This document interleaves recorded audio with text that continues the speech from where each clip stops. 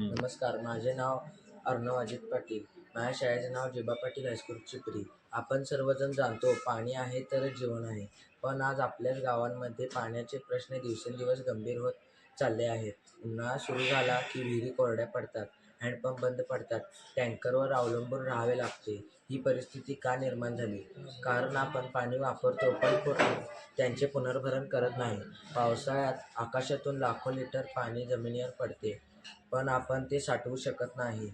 हेच जर आपण पुनर्भरणासाठी वापरले तर जमिनीखालील जलसाठा पुन्हा भरू शकतो. विहिरींना बोरवेलला पुन्हा जीव मिळतो. पाण्याचे पुनर्भरण केल्याने आपल्या गावात अनेक फायदे होतात.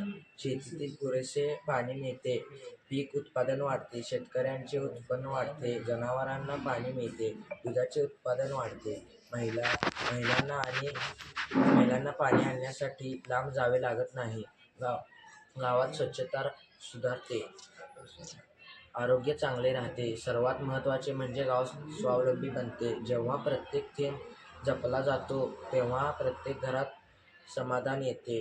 गावातील तरुण जर पुढे येऊन पाण्याचे संवर्धन केले तर आपल्या पुढच्या पिढ्यांसाठी आपण एक मोठी संपत्ती जतन करू शकतो. यासाठी छतावर पावसाचे पाणी पडते त्याचे आपण स्मार्ट जलरक्षक मॉडेल हे तयार केलेले आहे. हे पाणी आपण जमिनीत साठवतो, विहिरीमध्ये सोडतो.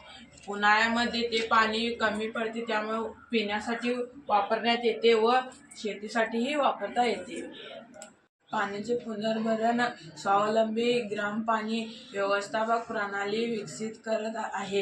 ही प्रणाली गावातील सर्व जलस्रोतांचा डेटा गोळा करून सौर ऊर्जेवर चालणाऱ्या सेन्सर पंपाद्वारे पावसाचे पाणी भूमिगत पुनर्भरण टाकीमध्ये साठवते.